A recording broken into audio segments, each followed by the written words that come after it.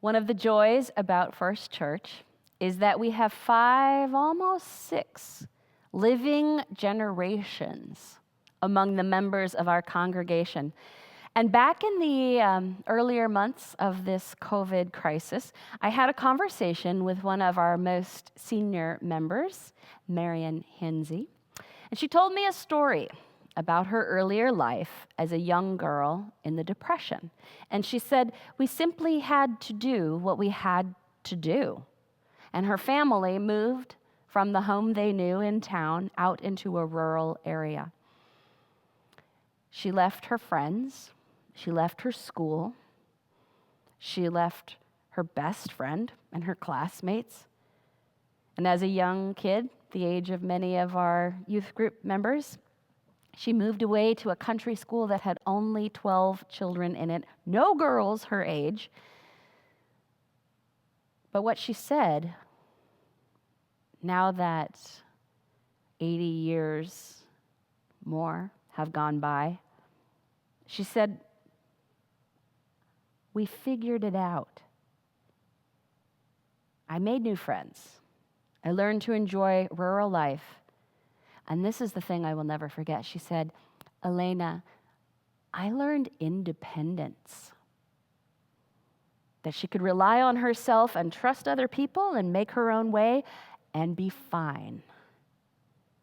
Now, you have heard me speak many times about historical change, religious awakenings, and I'm a big fan of generational theory. And what that story reminds me is that what we are going through now may be new and unprecedented and strange, and certainly no one's favorite year, but that there are patterns in our history that we can look back on and learn from, even from our own living, leading lights. For the historical viewpoint, when you're talking about generational theory, it teaches us to look for those leading lights who can guide us and move us forward out of this mess into a reaffirmation of the values which have been boiling and cooking inside of our culture for decades already. And of course, they can be, it should be said again, any generation. You know, William McLaughlin's lecture series on religious revivals talks about great awakenings as sort of stressful incubators of social advancement.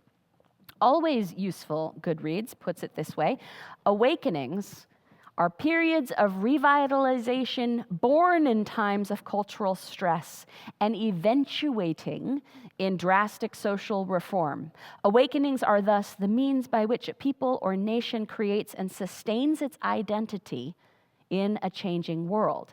Now, I have to say, cultural stress seems like a too polite term for the kind of division we know exists in our nation, and a too polite term, perhaps, for the rocky days that are coming between this weekend and Inauguration Day. I sort of like how scholar Diana Butler Bass puts it better. She says, it feels like the world is falling apart, but really, something new is being born. Oh, these are big historic claims, of course. In the Monday message that goes out via email, you can check some of my footnotes and read up some more if you like. But in the depth of a crisis, we do need to look for those leading lights to help us move forward, because the questions are just, they stack up. What is school going to look like after all of this? What's government going to look like after all of this? What's social justice going to look like after all of this? What is work going to look like? What is the food production pipeline going to look like? What is activism going to look like? What is church going to look like? That's one of the things we are facing. So many questions. So we have to listen to those leading lights who help us sort through the questions and start to see what lies ahead. The other thing we want to do is take some responsibility to do generational tasks. Not every age group has the same job in a crisis of this magnitude.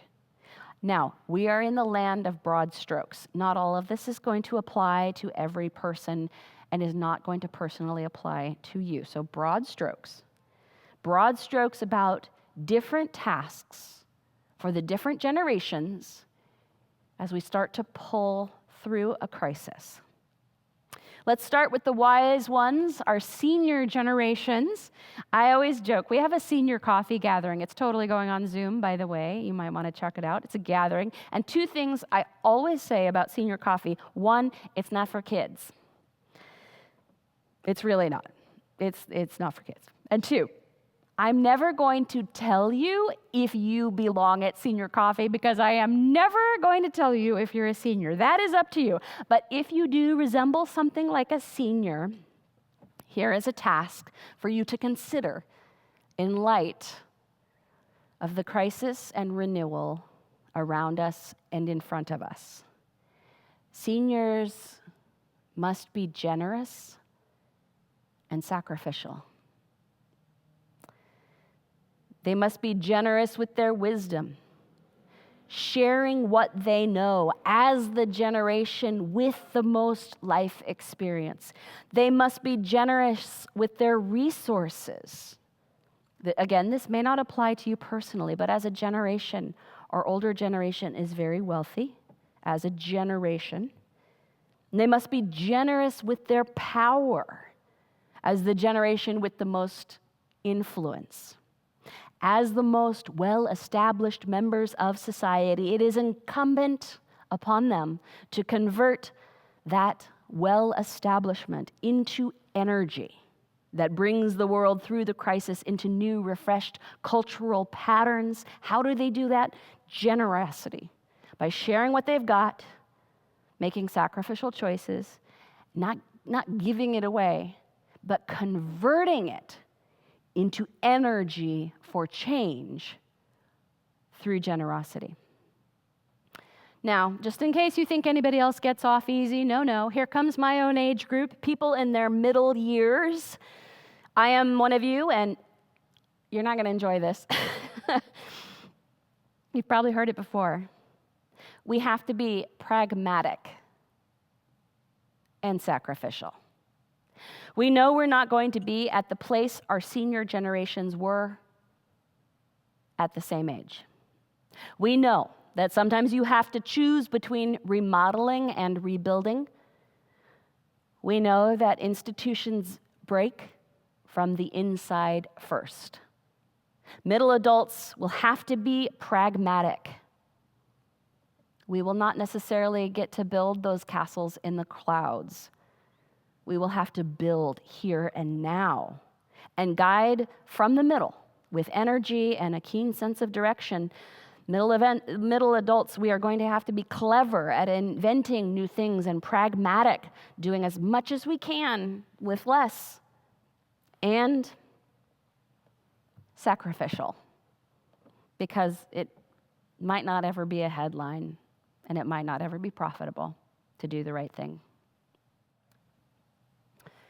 And now, generations which are younger. First of all, you have to know that those of us who are older, in our middle years or our senior years, our hearts are breaking for you. To see a whole year of your education, a year of your social development, life with your friends, time with your first boyfriends or girlfriends or whatever friends taken from you, to see you adapting to college in times when a simple party could be something not even fun, but a life-threatening super spreader event. And to know that there are thousands of kids who never showed up at school at all this fall, and who are lost from the meals and the healthcare intervention and the protection from want and violence that school provides. When I talk with adults in their middle and upper years, younger adults, teens. You are the ones who are on our consciences. Because you also have a generational task in this crisis and in the times of renewal which are ahead. You're going to have to work really hard for a long time. Your education, your working life, the patterns of your growing up and becoming the person God calls you to be will be shaped by this time of crisis.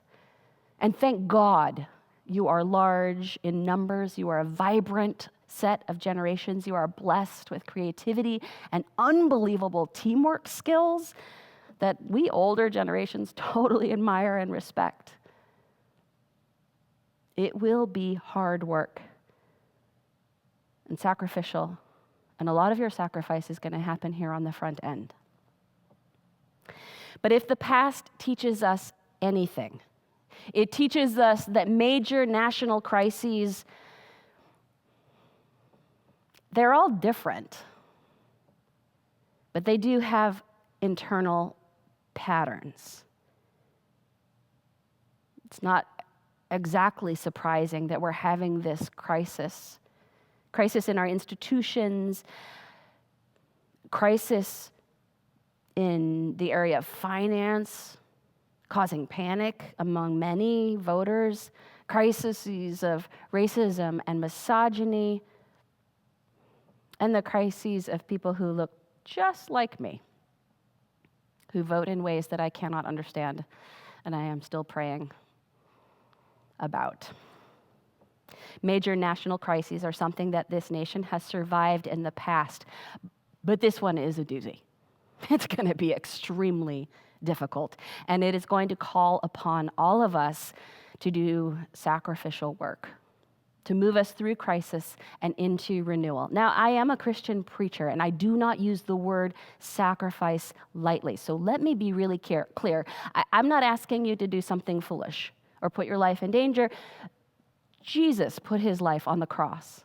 And the lessons that we learn from that are that we are not necessarily meant to do the same. Don't give your death to a cause, but think about how you can dedicate your life to a cause. Because we are all now tasked with the cause of rebuilding. Elders with their generosity, middle years with their pragmatism, younger generations with their sheer labor. This is the combination which has brought us out of crises in the past, and it mostly works. Although Reconstruction is considered a failure after the Civil War because some would say people gave up. They did not listen to the leading lights, and they did not discipline themselves to a path of renewal. So when we look to the 1957 sermon that Martin Luther King preached in order to teach those of us in the U.S. about successful decolonialization, we are listening to a leading light whose message has not been dimmed by time. Dr. King had been to Africa to see what was happening and what was working, and he saw this wisdom. He brought it back to the States to teach this society how to grapple with coming out of the long haul effect of the last 400 years. And Dr. King said something that I think is wildly controversial. Wildly controversial in a country where the blue and the red balance is so fine that it's on a razor wire. He says the most shocking thing. He says at the end of the day, we should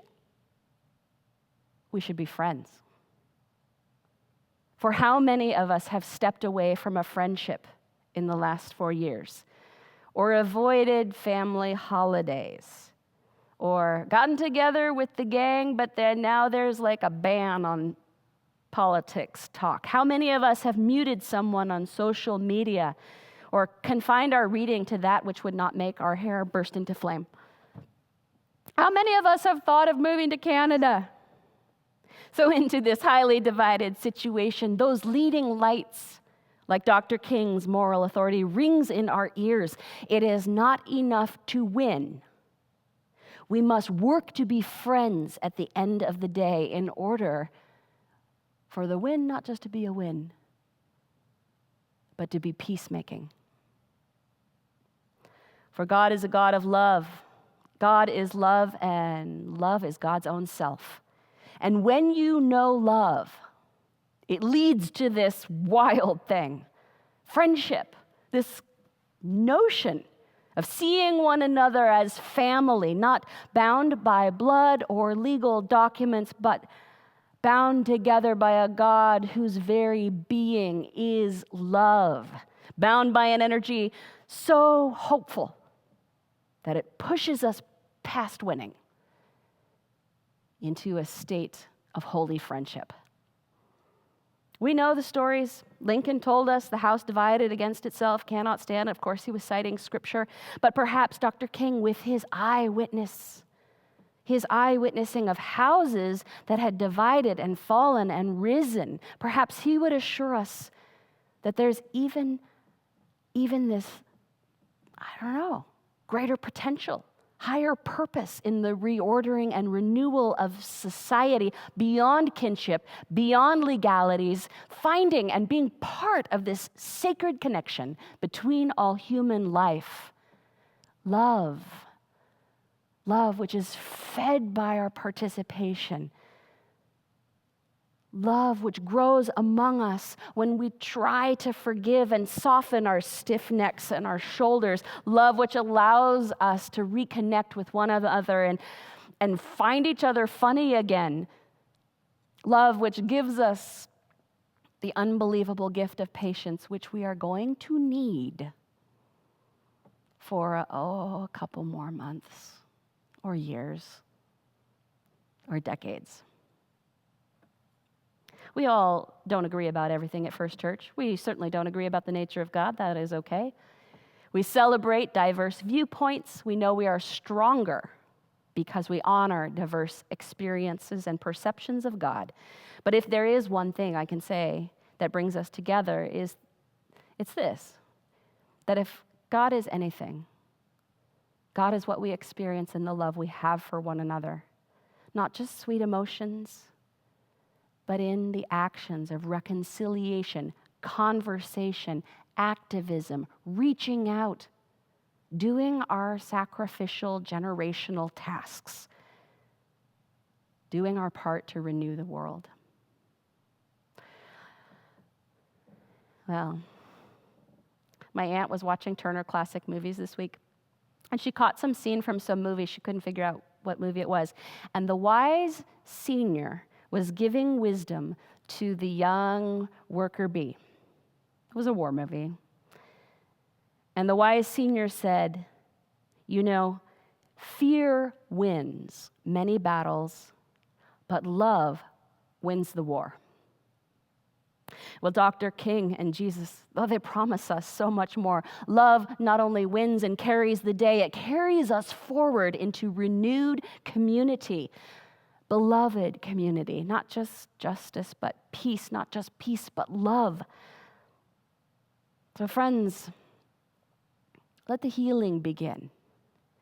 Let the work of world making continue. We will not give up the fight. We have only started. So let us come together across generations, sharing our gifts to make a beloved community which not only fights for justice, but goes beyond what is fair and free to find what is holy in the loving embrace of God. We can do it together. We won't settle for less. Let there be peace on earth, and let it begin with me. Amen.